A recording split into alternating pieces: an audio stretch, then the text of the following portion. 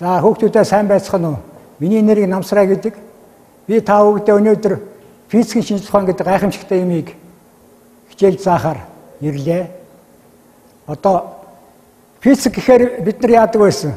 Нэг зузаан ном барьж хурц ирээл яасан айхтар юм бид нар энийг чи ер нь номж чадахгүй байх гэдэг тийм физик биш. Энэ бол амьдралын физик. Амьдралын физик. Амьдралыг тэтгэгч гайхамшигтай сайхан физикийг бол бид нар яаж яана? Сурах ёстой, тэргээр хүмүүжих ёстой, шинэ юм бүтээх ёстой. Тийм учраас би өнөөдрийнхээ лекцийг та бүхэндээ юу гэж нэрлэж яана вэ зэрэг амьдралыг тэтгэгч ухаан бол физик юм а гэсэн юм лекц уншнаа. За бидний хүрээлэн байгаа ертөнц байна. Үе төмийн юм одоо энэ гудамжинд байгаа юм, нарсаар бүх хорвоо ертөнц та нарын хэрэгжилж байгаа юм энэ бүх юмнуудыг чинь нэгтгээд нийлүүлээд гарынхаа тав хуруунаар барьж мөрөөдөж түүнийг харж үздэг ийм гайхалтай зүй тогтолтой физикийг бол юу гэж нэрлэж байна? Физик гэж нэрлэж байгаа байхгүй. Тэрээс зүгээр нэг зузаан ном биш. Би энэ талаар бол та бүхэнд маш дэлгэрэнгүй өгөөд уйтгаргүйгээр ямар ч томьёо хэрэглэхгүйгээр ингэж ярьж танилцуулж өгнө. Та бүхний ирээдүйд ямар гайхамшигтай юм байна гэдгийг зааж хэлэх гэж байна шүү дээ. За бид нар ингэ яриа суулсан. Босоо өвчгтэй мөнх их тэнгэрийн орон гэдэг. Тийм учраас би өөрийнхөө хичээлийг орчлон ертөнцийн бүтцээс эхлэнэ. Тэр бүтцээс эхлээд доошо явсаар яваад бидний бүтээгч атом цөм хүртэл энэ зүй тогтолыг бол та бүхэнд гаргаж хэлэх гэж байна.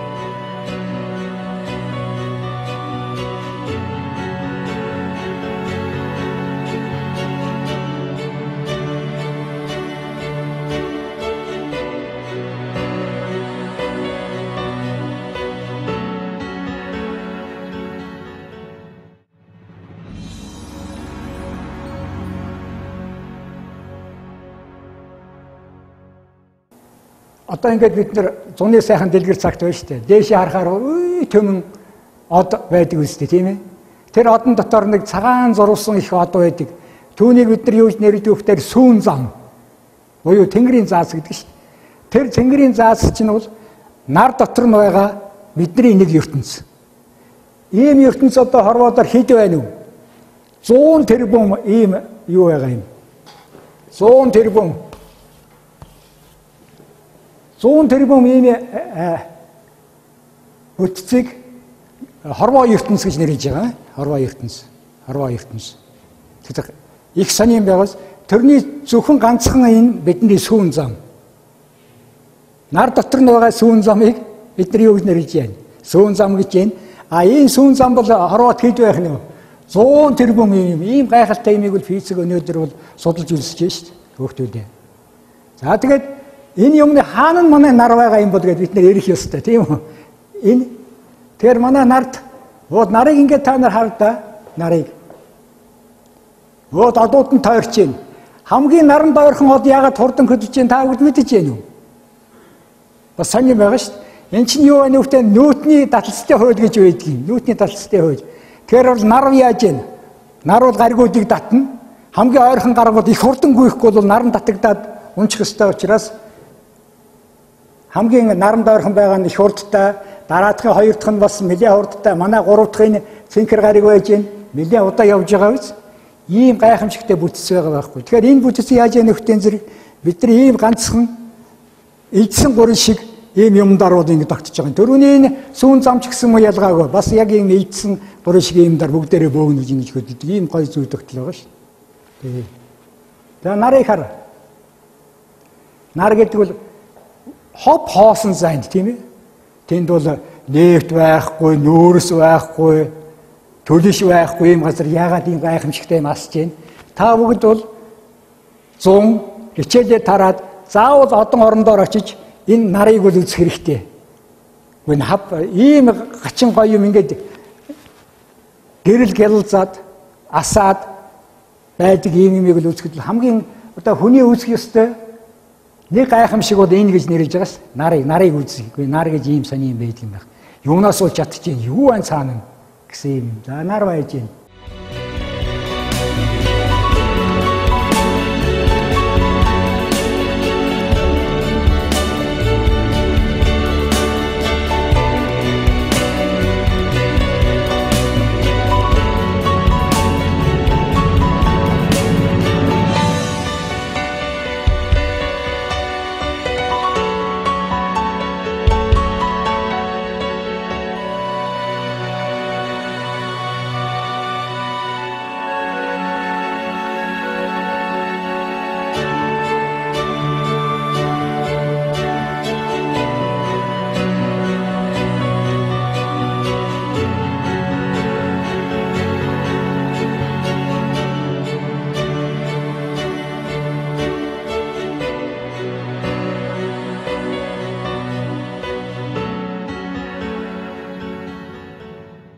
Манай гариг байж бидний амьдралыг тэтгэгч гар дэлхий, их дэлхий маань.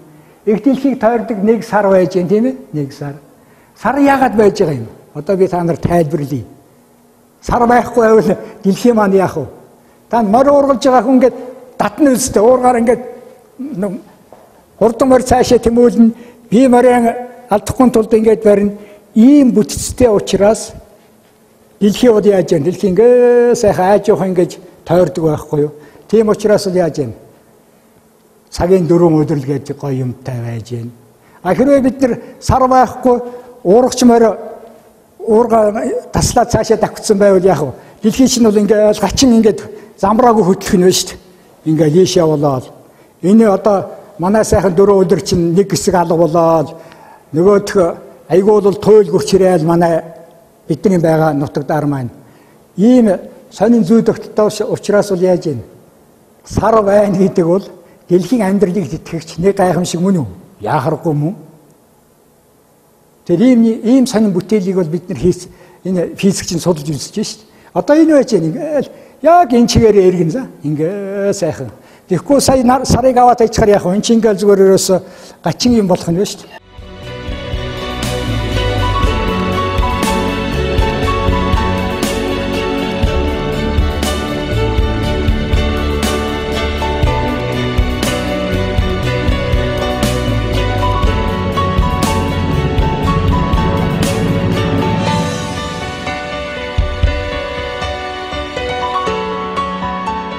Ингээ сайхан эргэж яадаг юм чинь сар бол тийм гайхамшигтай юм үзүүлж шít бид нарт. Ингээ дэлхий.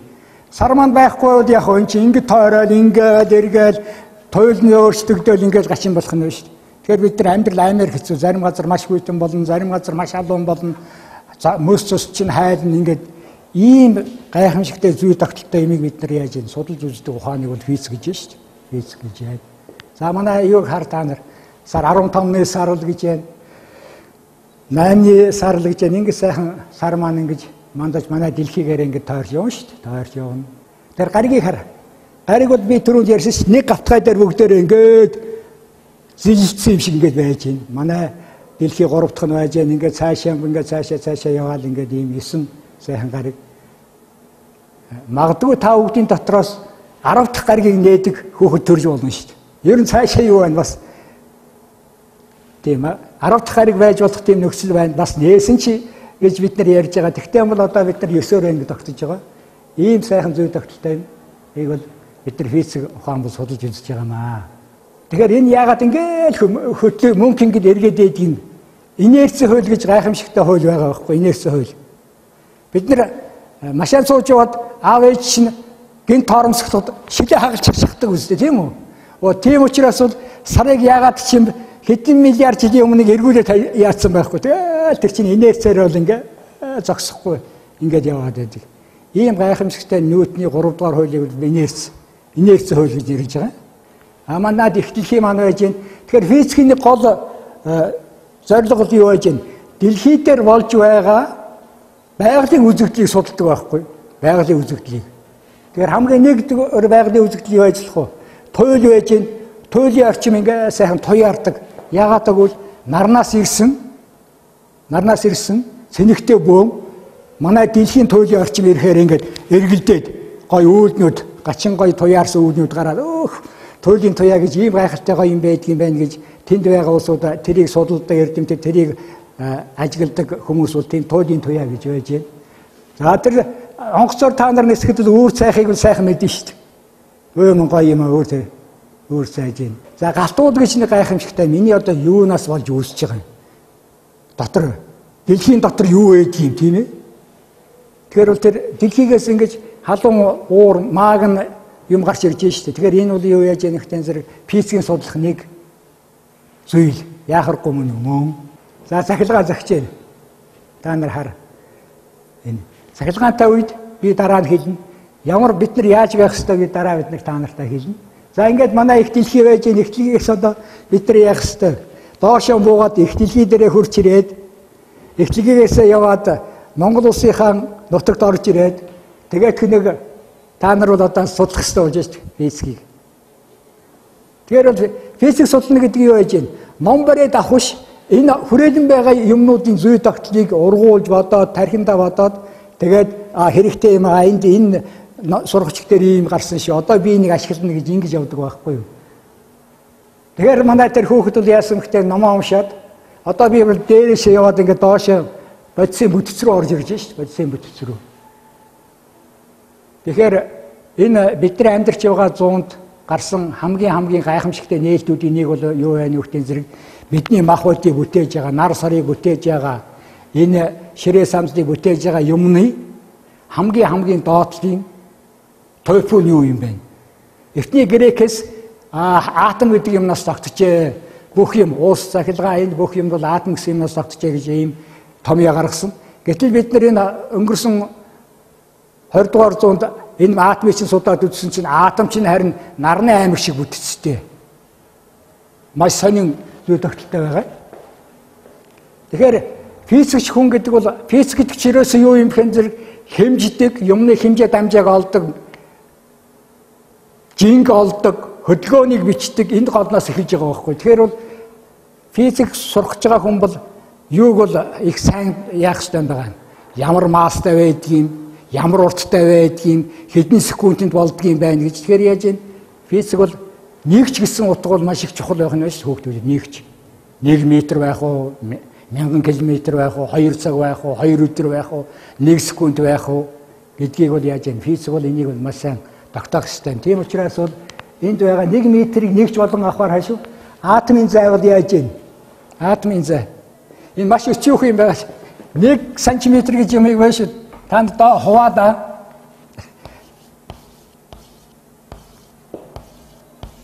Ингээд 6, ингээд 9, ингээд 10,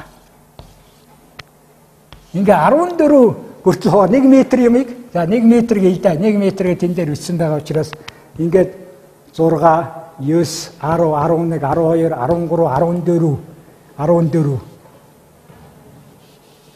ийм өчөөх юм байгаа байхгүй. Ийм атом гэдэг чинь бол ийм өчөөхөн хэмжээтэй юм байх нь биш. 1 метр юмыг та нар 14 хэсэг болгож хуваа. Тим юмны дотор талын юмыг бол яаж вэ? Физик судалж үзэж шүү дээ. Физик судалж үзэж. Тэгээд цөм байна. Цөм нь бол яаж вэ? Бас дотроо бүтцтэй. Та бүгд Орос тоглоомыг мэдхүүгүй юу? Матрошик гэдэг дараа ингээд суглаад авахар нэг матрошик, дахиад нэг суглаад авахар нэг хөөрхөн жижигхэн матрошик, дахиад нэг суглаад авахар нэг жижигхэн хөөрхөн матрошик. Тэрүүнтэй адилхан энэ ертөнцийн чинь бүтэц атом цөмийн бүтэц чинь яг энэ шиг юм доошоо болсон юмнууд байх нь шүү. Хамгийн сүүлд нь юу байж байна? Одоо бидний физикчдийн мэдж байгаа юмыг бол энэ кварк гэж нэрлэж байгаа. Кварк. Тэгээ 3 кварк нийлээд нэг гэр бүл болоод энэ бортон гэдэг юм үүсгэж байгаа. Бортон нь нийлээд яаж юм цөмөө үүсгэж байгаа. Цөм нь яаж юм? Энэ юугаа электрон тойроод цөмийг тэгээд атом.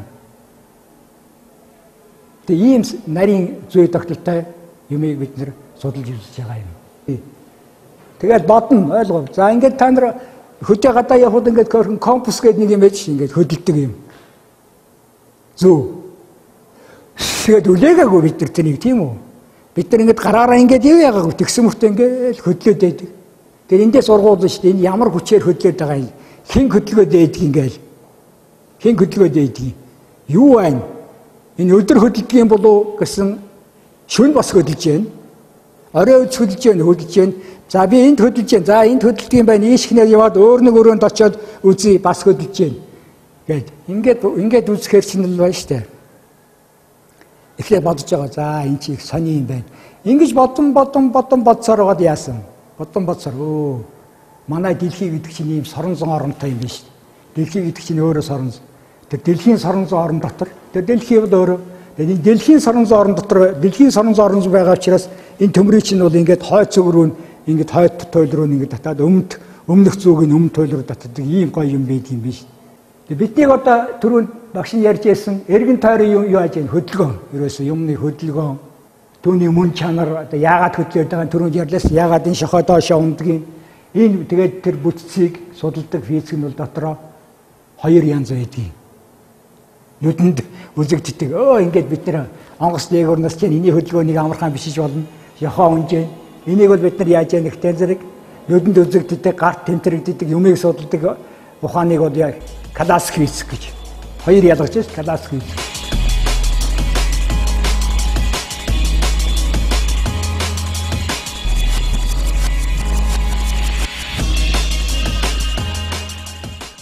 За энэ манай 93 наадам бол цул классик физик аахгүй. 93 наадам. Ингээд булчингийнхаа хүчийг хоош нь ингээд татаад сум тавихаар яаж юм? Булчингийн хүч маань сумны хүч, нисдэг хүч болоод тавьчих шээ. Манай бөхчүүл яаж юм? Бүх гэдэг бол хоёр хүчний байлдаан гэсэн. Хоёр хүчний. Би унлааш тамнаа гэн ингээд хазаагаад ингэхэд бол яаж юм? Тэр чинь бол хоёр хүчний одоо юу? За манай сургагчид дээр байдаг энэ ийм бодлого байж байна. Нэг налуу гавтгаа гарч яхаа ачаа унж जैन тийм ачаа унж जैन. Ачаа ундгад бол ямар хүч үйлчж जैन. Хүндийн хүч гэдэг нэг хүч үйлчж जैन энэ хүндийн хүч. Хүндийн хүч. Миний хүндийн хүчний төв хаана яг вэ? Бэлхүүс энэ хүүснээс яахан дээгүр. Намайг ингээд энэ хүүсний энд нь тавиад гац шиг юмдаар ингээд босгоод ингээд тогтцохоор бол би яг хаашаач унахгүй ингээд байж байгаа байхгүй хүндийн хүч гэж юм. Хүндийн хүч их чухал хүч. Хүндийн хүч. Ийшээ яаж जैन дардаг хүч. Энэ дардаг хүч. Энэ дардаг хүч нь одоо нэг галтргаанд хэрэгтэй байхгүй ойлгов? Юм галтраг. Хоошоо яаж जैन өрөлтийн хүч. Энийг барьж явах гэж байгаа хүч. Ийшээ яаж जैन татдаг ингээд татдаг юмнууд таталт. Ингээл юмыг ингээл задлаад ин калбархоо юмыг ингээл бид нар ойлгоод бүх юмыг калбархнаас эхлээл тэгэл физик болдог байгаа. Дай сорон зам байж ийм гайхалтай нөгөөх зүү хөдлөгдөг сорон зам гэдэг чинь бол эргэн тойрондоо бол яаж юм? Эргэн тойрондоо бол орныг бий болгодог байхгүй сор. Орныг. Би чиний чамд хүрээгүй чи соронцтой өгд байгаа л энд чи соронзон орон үүсгэсэн л байгаа. Тийм. Тэр үүсгэсэн. Тэгээ бүр ойрхон болохоор чад гэд яана. Тэгэхээр бүх юмнууд бол ийм биегээ тойруулаад ингээд ийм соронзон орон үүсгэсэн. Тэгээ дэлхий байж юм. Яахаргүй одоо эн чинь дэлхийд хүрээгүй байхад соронзон орн нь ингээд байж шít. Ингээд соронзон орн. Тэгэхээр бол яаж юм? Бүх юмыг тойруулаад ийм орон үүсгэж байгаа. Миний түрүүний ярьсан атом ба нүдэнд үзэгдэхгүй энэ хараа ийм жоох 1 метрийг бол 14 хувааснаас дотгошоо бүтцтэй юм юу яаж юм? Бид нар нүдэрээ судалж чадахгүй, гараараа тэмдэрч чадахгүй. Иймийг судалдаг ухааныг бол яаж квант физик гэж. Энийг дээд сургуульд үздэг, дээд сургуульд. Одоо бид нар яг л ерөнхий та нар хүүхдэд бол ерөнхий физик буюу классик физикийг судалдаг байхгүй хамгийн ингенээс гэж байгаа. Тэгээд цаашаа их сургуульд бол яаж юм квант физикийг үзнэ. Цаашаа яваад магистр, доктор болно. Бүр нарийн физикийг үзнэ. Бүх ертөнцийн зүй тогтолцоог бичнэ. Ингээд шаттараа л явдаг ухааны нэг чинь. Тэгэхээр энэ квант физикийн ашигласны одоо нэг бас шинжлэх ухааны ололт амжилтыг байна шүү. Зөв бөгөөд хүн төрөлхтний сайн сайхны төлөө зориулахгүй бол бас эрдэмтдийн хүч хөдөлмөр энэ гайхамшигтай ололт чинь бол хүнийг алдаг тийм ээ. Одоо муу зүг рүү бас чиглүүлж болдог ийм хүч байх нь биш. Ийм бас физик байх нь биш. Тэрний нэг жишээ бол яаж энэ атом ус төрөгчийн бөмбөг гэж. 60-70 онд бол хүйтэн дайны үед бол биенийг одоо бэлтгэл болгохын тулд ийм аимшигтай зэвсэг хэрэгсэн байна шүү дээ. Энэ бол яаж энэ квант физикээс орсон юу жишээ. Энд нэг том яа байж хүүхдүүд та нар хар. Энд нэг том яа. Энерги гэдэг байж тийм үү энерги. Энергийг бол яг хөтэн зэрэг масс тэгээд энэ С квадрат гэдэг нь бол гэрлийн хурдаар үржүүлж байгаа. Гэрлийн хурдаар.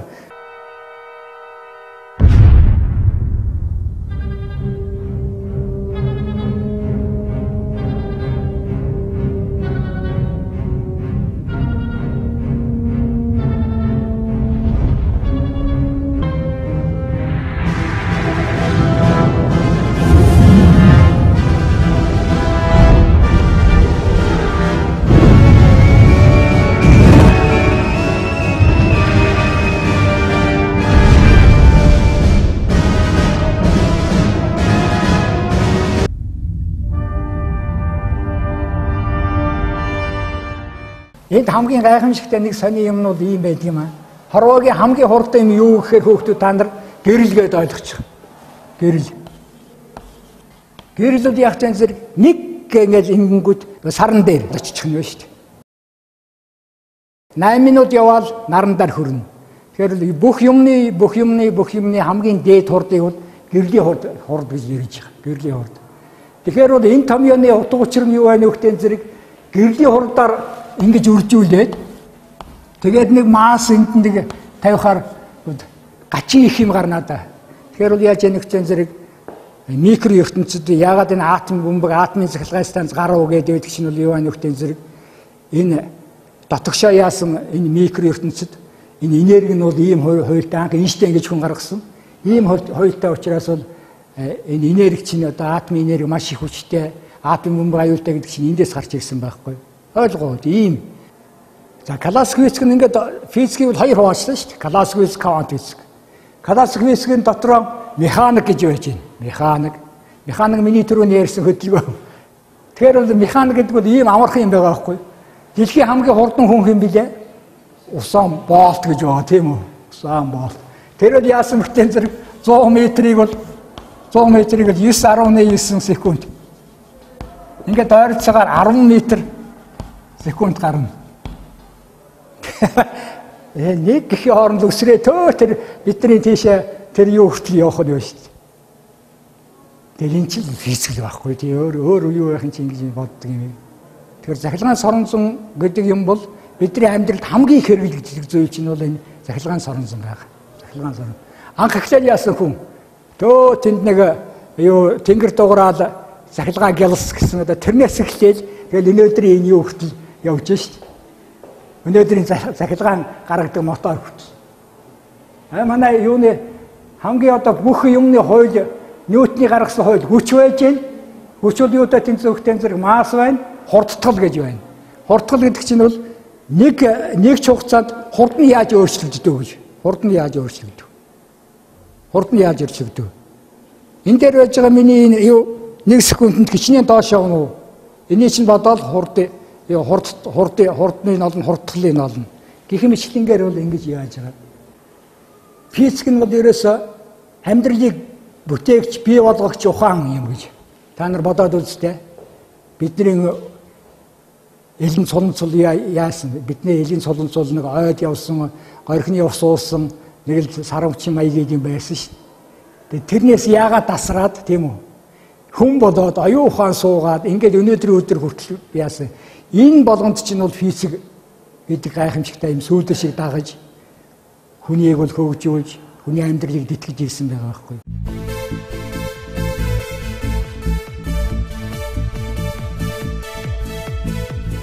Физик бол бидний амьдралыг дэтгэж шинжлэх ухаан юм.